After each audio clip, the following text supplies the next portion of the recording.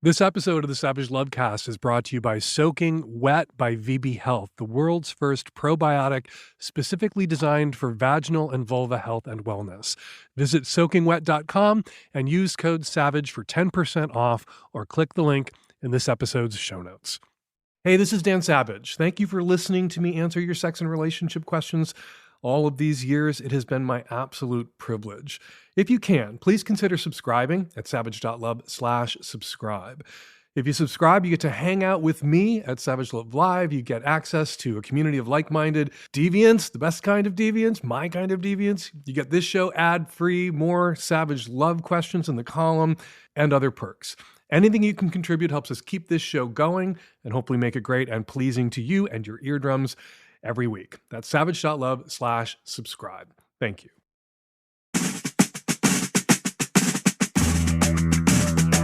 You're listening to After Action Report at savage.love. After Action Report. Welcome to After Action Report. On this week's AAR, we meet some true freaks, a straight, cis, vanilla, monogamous couple. They had a sexual adventure in Europe, an amazing one. They were monogamous at the start and still monogamous at the end. Listen in. Joining us for this After Action Report, we're calling her Buttercup. Buttercup, welcome to the show. Hi, thank you for having me. I am so excited to talk to you. I got the email that you sent in, the After Action Report, nominating yourself to come on. And I went to Nancy and I said, this one, I want this one right now. Because you are in, God, this is a word I read all the time and I rarely get to say out loud and I'm going to mispronounce it.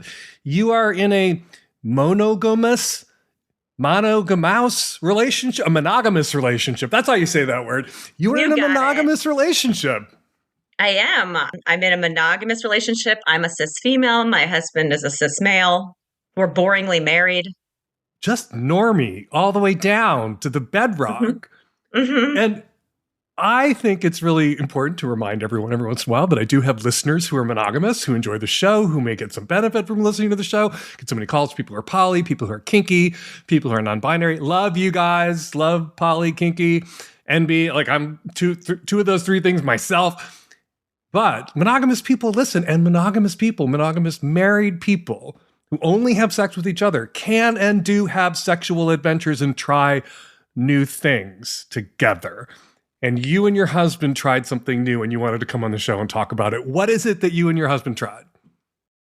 We had a couples massage. It was a CBD massage, and it was followed by a private room that we didn't know if it was supposed to be a sex room, but we used it as a sex room. So you booked a massage with CBD, which is pot oil? Yeah, I mean, wait, you don't know what CBD is? I know what CBD is, but does it have a psychotropic effect? Like, did you get a little high when this oil was rubbed into your body? So I think I was a little high, but I was also so excited because we had talked about this for 3 months. We booked it 3 months ahead of time. We thought, what is this room going to be like? Are we supposed to have sex? Are they going to tell us to have sex or not have sex? Is it going to lock? Like, it was so exciting. So I was really excited. But they put drops of CBD oil under your tongue to start, and then the entire massage, the oils were CBD oils. So it's a couples massage. Describe the place. You and your husband found out about this place. They do a CBD massage for couples. You're in the same room. Is it nice lighting? Is it luxurious? And this is the massage room, but then there's some other room that they lock you in when it's over. But tell us first about the massage, getting massages together as a couple, which will never happen to me because despite like the crazy sex shit I get up to, I just don't want to be massaged. I don't want to be touched. Okay, so we're both massage connoisseurs. We both like to have massages on a regular basis. So everything about the spa was very basic. It was exactly how you'd expect. There's a locker room. We got our robes on, but they took us to the same massage room. And there were 2 massage therapists, both female. And also this was a different country. So there was a bit of a language barrier, which was also kind of exciting because, again, maybe we're missing some of their message. I don't know. It was It was hot. So we're there. They said we could or couldn't wear underwear. We did. That was our preference. So we just decided to go naked. And we were in the room together, low lights, two tables, again, two massage therapists, nice music. And it was 110 minutes. Okay, wait. Like, I'm trying to square the circle here. You're in a monogamous relationship. You're having a sexual adventure, the two of you, but you're both naked in a room for 110 minutes with two other human beings touching you. But it's not sex, it's massage. Yeah, very sensual. And the one for my massage therapist, I found this out after we compared notes, but mine got up on the table and straddled me. It's massaging me like that, which I've never had in a regular massage, let alone one where there's, two other people in the room. So, I mean, Europeans. I think I'm massage monogamous, because like I'll have sex with other people, but I really only want to cuddle with my husband or my boy. I only want to that kind of sensual touch from one of them. So I'm monogamous. I gotta workshop a word for what the fuck that I am, because I couldn't do 110 minutes of somebody rubbing oil into my body. I would disintegrate. I would fall through the crust of the earth.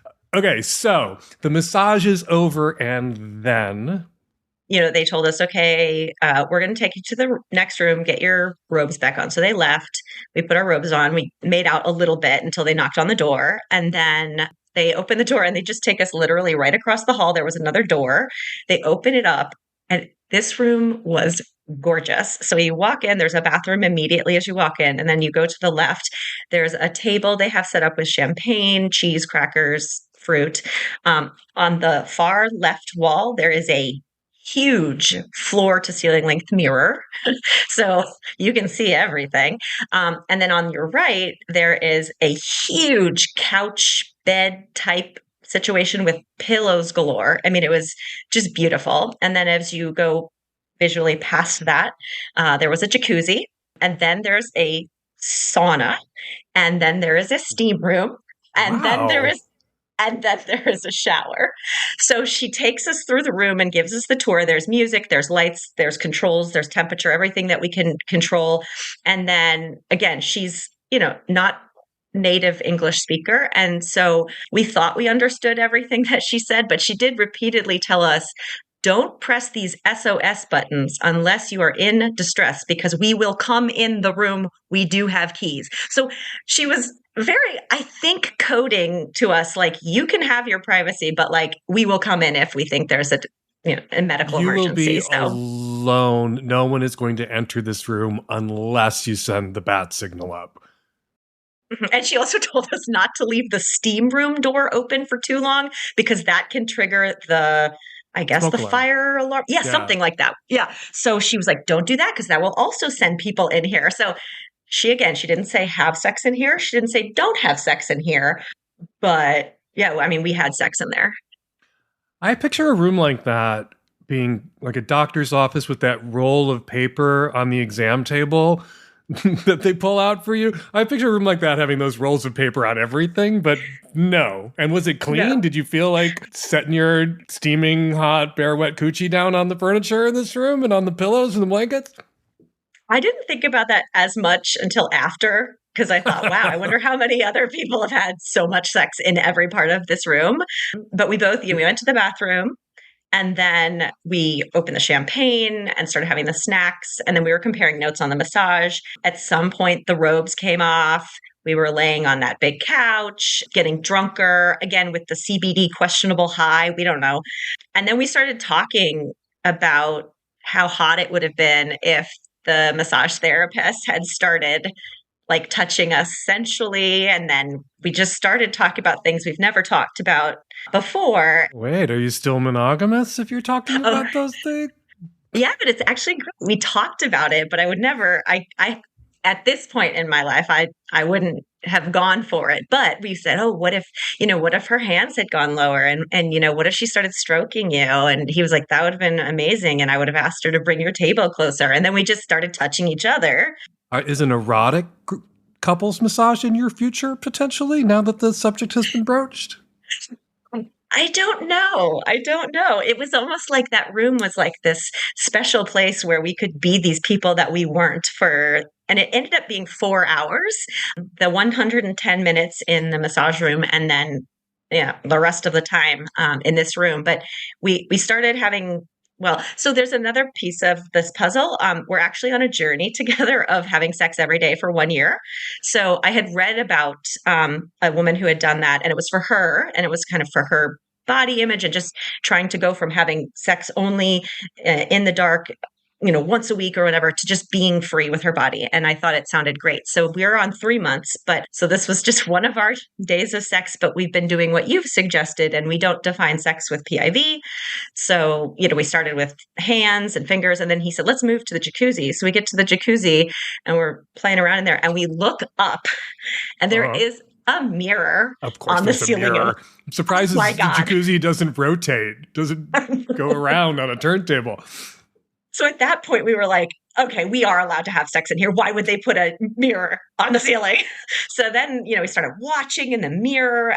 So we had like our first orgasms in the jacuzzi, and then we moved to the sauna. He was going down on me in the sauna, and my ass was on that, hot wood or whatever. It was so hot. It was like that borderline, not hot, sexy hot, like so temperature hot. So I was able to come, but like, we got out of there real quick and moved on. Oh my God, this sounds amazing. I want to back up for a second, though. Yeah. Often I advise couples who, want to bring that spark back. You listen to the show, you've heard me say, at the beginning of the relationship, they're the adventure you're on, you're the adventure they're on. A decade in, 5 years in, to bring back that adventurous spirit, you need to go on an adventure together, because you are not the adventure anymore for each other. But you can access adventurous sex again. You just have to make it happen. And you guys made it happen. You access adventurous sex. And I've sometimes told people, go to a sex club where other people are having sex and maybe swapping partners, but you don't have to. You can just soak up the sexy vibes and be aroused by the sexy vibes and then plow that shit into each other. Were you aroused by the massage? And I think I know the answer to this question, because you both after the massage is over, you're both like, what if that had gone farther? How would you have reacted? But was he turned on by the massage? Were you turned on by the massage, by the sensual touch, by even the tiny transgressive vibe of I'm with my spouse, we're monogamous, but we're both right now being treated to this very highly sensual body contact experience by other humans who are not each other, and cranked up by that and then left alone to plow that sexual energy into each other? Absolutely. I think it was a little bit of that, but also, again, are we supposed to be having sex here? I don't know. And can they hear us? I don't know. I feel that way every time I go to church for a family funeral or a wedding. Lean over to Terry. Are we allowed to have sex here? Are they going to catch us in this confessional? They didn't explicitly say no. But yeah, so I think it was D, all of the above. And I don't think if the order had been reversed, I think if, we had had access to the room and then had a massage, it wouldn't have had the same effect. So it was kind of perfect, the flow. The massage would have been anticlimactic. You already would have climaxed. And the massage would have been I just want some ice cream. Yeah. I don't want to be touched anymore. We did have dinner plans and we canceled them and just went up and had room service. And as I was emailing you and texting my best friend, so. I was the first to know after your best friend about this experience. So you had oral, you came while he went down on you in the sauna. He came at some point, I hope? Yeah, twice because, I know, right? Oh. First, he kind of has a superpower. He realized if he marinates for a little bit and then slowly starts to build back up speed, he can get there again. So that's just been incorporated for a few years now that we discovered that. So there was jacuzzi coming. Okay, maybe I could be monogamous to that man. I know, right? He's great. So I came at each station, at the couch and the jacuzzi and the sauna and the steam room, and he came in the steam room and the jacuzzi. So he liked it wet. Describe it as stations. I want it to be like a buffet at a bar mitzvah, where there's a chocolate fountain and the dessert station and the shrimp tower, in addition to the sauna and the jacuzzi. So I think I know the answer to this question. Would you do this again? Well, so we've been searching for other places that might have this gem. Unsuccessful so far. So we will go to Europe for 2 days for this room again in the future. Absolutely.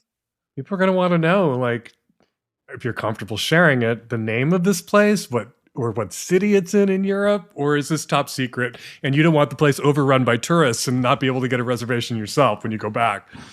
I mean, I kind of feel that way. Also, a lot of people I'm know fine where with that. You don't have to share it. Like, we live in an age of mass tourism, and like you mentioned on some obscure podcast, some little pretty city you found in an obscure corner of Moldova, and then you Right. can never go again. So if you want to Yeah. keep this to yourself, you can.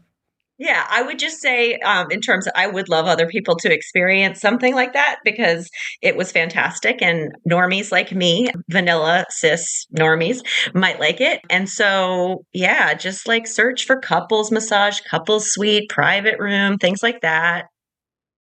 You know, when I have sex with my husband, like maybe sometimes it's like we're being monogamous, but like for an hour. Do you feel like you were being like just a little non-monogamous there? Because it wasn't just, you had a really sensual experience. You and your husband had the sex, but it's almost like you guys were on the swing set and these two other people were pushing you for a while. And then Yeah. they left and you guys kept swinging. But like there were two other human beings involved here in getting you guys going. Yeah. And I think there was secret perving going on for us because, again, like they had been part of our experience, but they weren't really knowing it, like the foot fetishist at the foot store or the shoe store. Uh-huh. And then I think it was also kind of like, I can understand what Dan means about going to the sex club and just soaking up the vibes, but only actually touching each other. So, yeah, absolutely. It was borderline. I wouldn't go monogamish, but it was, No, you know, I wouldn't go monogamish either. I just think it's just like when Terry and I go home to see his mom and we can see Idaho from her house. Like you could see non-monogamy out yeah. the window and on the horizon there, right?